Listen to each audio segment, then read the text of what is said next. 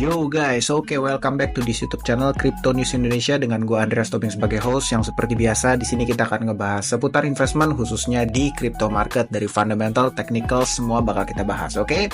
Nah guys, setelah sekian lama kita nggak update seputar Bitcoin and price action, chart movement, kira-kira bakal kemana Bitcoin, ya kali ini kita coba bahas ke topik itu dulu ya. So guys, langsung aja tanpa berlama-lama, kita bisa lihat sebetulnya Bitcoin menurut gue secara structure masih cukup sangat apa ya, ini benar-benar menunjukkan tanda-tanda bullish continuation ya. Chartnya belum ternampak bearish sama sekali. Kita bisa aja gambar pennant di sini ya, terserah gitu, tapi kayak menurut gue Bitcoin masih dalam bullish structure yang sangat baik. Walaupun nih ya, kalau teman-teman perhatiin news ya, teman-teman perhatiin berita belakangan ini kan ada yang lagi heboh banget, yaitu adanya kemungkinan kalau US government itu bakal sell off Bitcoin ya, dia bakal jualan Bitcoin dan katanya sekitar 30.000 Bitcoin ya. Jadi kan katanya udah ada satu news ya, satu data di on-chain yang menunjukkan kalau US government itu kan katanya Bitcoin hasil sitaan Silk Road ya, itu secara on-chain mereka udah mindahin Bitcoin ke address lain ya. Katanya ada sebagian ya, sekitar 2.000 Bitcoin, teman-teman bisa lihat ini di-send ke Coinbase Wallet, ekuivalen dengan senilai 130 juta US dollar ya. Dan katanya ya, biasanya kalian tahu behavior daripada perpindahan dari cold wallet ke hot wallet, yaitu biasanya akan terjadi sell off ya, karena mereka mau jualan barang, makanya dipindahin ke exchange gitu ya. Dan fear ini nih yang bikin beberapa waktu terakhir ya, khususnya nih ya sekitar 1-2 hari di sini nih ya, 3-4 hari sebelumnya itu terjadi satu FUD lah di market, satu uncertainty gitu, satu kayak news bahwa wah Bitcoin akan di-dump, Bitcoin akan drop ya, akan cukup jauh dropnya gitu gara-gara US government akan selling gitu, dan katanya yang bisa di-selling itu up to 30.000 Bitcoin ya. So teman-teman bisa lihat yang sebenarnya kalau teman-teman cek ya, price action dari Bitcoin sendiri itu masih sangat fair. Kalian bisa lihat ya, kalau kita tarik shiftnya nggak jalan, kalau kita tarik ya, Bitcoin itu turun hanya sekitar nggak nyampe 10% ya, cuma sekitar 9-10%. Tapi ya teman-teman tahu, kalau Bitcoin drop 10%, 9-10% ya, altcoin itu bisa lebih lebay, bisa 2 kali lipat. Makanya alts ya banyak sekali yang mengalami penurunan cukup jauh gitu ya, banyak. Makanya FUD-nya kalau teman-teman perhatiin market 3-4 hari terakhir tuh luar biasa banget gitu ya. Dan isu yang lagi benar-benar digoreng adalah mengenai US government yang bakal sell off ini ya.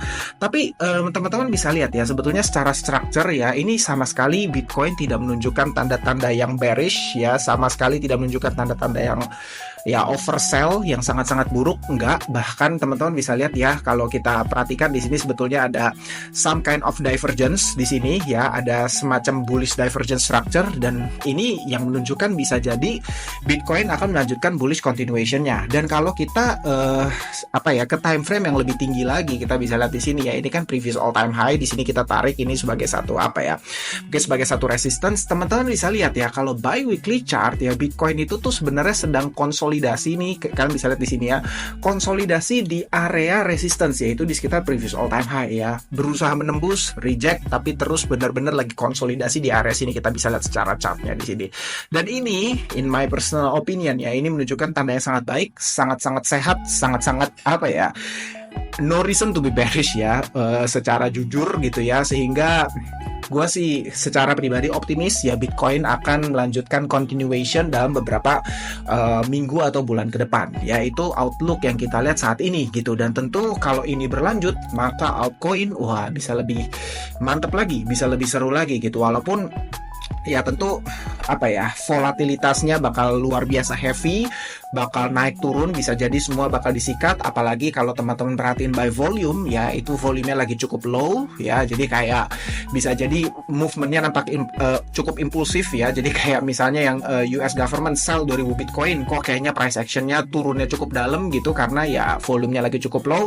Tapi in general kalau kita bilang secara structure, ini sebenarnya masih sangat oke ya. Dan hopefully ya, fingers crossed ya, sama-sama ya, hopefully ini akan melanjutkan continuation untuk beberapa waktu ke depan ya. So that's untuk Bitcoin ya, ini benar-benar menurut gue very healthy. Apalagi teman-teman tahu sendiri dalam beberapa hari ke depan kita sudah mau mendekati Bitcoin halving ya, yang diperkirakan akan jatuh di tanggal 20 April, kira-kira 20-21 April ya, Bitcoin akan halving, supply-nya akan dipotong lagi setengah, which is itu akan menjadi satu katalis positif lah ya untuk Bitcoin ya. Bitcoin akan kembali akan mengalami yang kita bilang di sini yang namanya supply shock ya, supply-nya dipotong setengah, sedangkan demand-nya itu sekarang masih sangat-sangat tinggi ya, dengan adanya institutions yang benar-benar terus ngeborongin Bitcoin ya, walaupun mungkin minggu lalu ya itu ada net negatif ya, cuman nggak masalah menurut gue, itu kayak hal yang masih sangat lumrah. Gue yakin institutions juga aware bahwa ini akan segera menuju ke halving ya, dan menurut gue ya Bitcoin ini kan sedang mengalami satu movement yang cukup anomali ya di cycle kali ini ya, sebelum halving tapi udah reach all time high-nya, udah break all time high-nya sampai bahkan tembus ke 73-74 ya kalau gue nggak salah ya. Kita lihat di sini highest-nya ini sempat tertinggi sentuh ke 73-777 ya. So ini benar-benar satu bullish movement, ini benar-benar satu structure ya, satu movement yang nggak pernah kejadian di previous 2 cycle sebelumnya dan baru kejadian di cycle kali ini. So ya makanya ada beberapa teori juga yang bilang kayaknya Fourier cycle teori udah invalid, dan sekarang ini dengan ada pemain baru dari institutions kita akan memasuki satu fase baru, kita akan mengalami siklus baru di market. Dan siklusnya seperti apa, inilah yang menurut gue teman-teman perlu pay close attention, karena bisa jadi siklusnya akan berbeda dibanding siklus sebelumnya gitu, dimana ada 2 kemungkinan ya, bisa aja yang memang kita akan mengalami blow off top lebih cepat, apalagi teman-teman bisa lihat movement Bitcoin yang sudah sangat impulsif seperti ini ya, bisa jadi Bitcoin akan mengalami blow off top lagi lebih cepat, atau ya bisa jadi satu teori yang juga dikumandangkan ya yang sangat populer adalah super cycle ya, dimana dari normal Fourier cycle ini akan lengthening, akan jauh lebih panjang ya.